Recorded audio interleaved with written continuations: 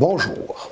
De mémoire d'observateur de la vie politique gabonaise, il nous est très rarement arrivé, en dehors du président de la République, de voir une autorité politique rappeler sèchement ses troupes à l'ordre. Et pourtant, c'est ce que vient courageusement de faire le ministre de la Fonction publique et du Travail, Madeleine Edmébert, qui, constatant de nombreuses et incessantes dérives comportementales et professionnelles de nombre d'agents de son département ministériel, et voulant à tout prix répondre aux vœux chers au chef de l'État Ali Bongo Ondimba de sensibiliser les serviteurs de l'État sur les questions de discipline dans le but d'éviter de voir s'installer la chienlit, a menacé de sanctions ceux des agents sous sa responsabilité qui continueraient de se signaler par l'absentéisme chronique, la désinvolture, de trop nombreux retards, le manque de respect vis-à-vis des usagers, bref, par tous les maux qui minent le bon fonctionnement de son entité.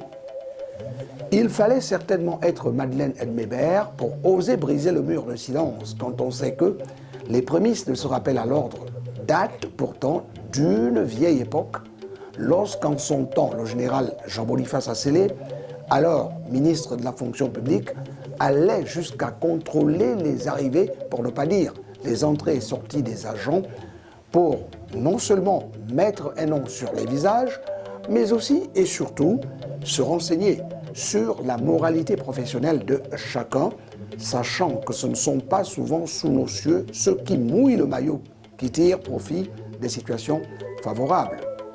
Cette traque menée par quelqu'un dont c'est la pratique professionnelle n'avait apparemment pas réussi, on ne sait pourquoi, à dissuader les esprits tordus dont ceux qui sont lassés de servir, attendant impatiemment une récompense, et ceux qui, à l'opposé, ne font pas bon usage, pour diverses raisons, des acquis de leur formation.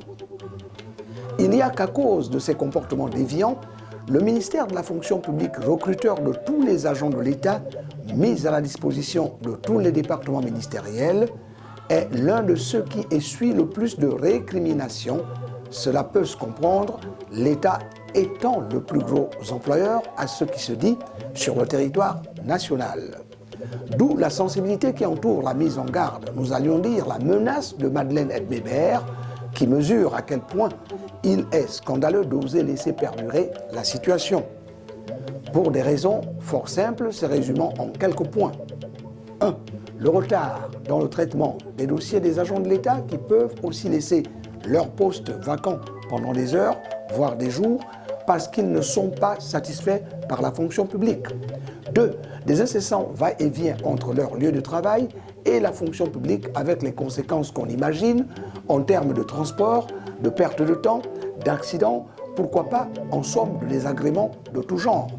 3. De manque de considération pour les personnels et le département. 4.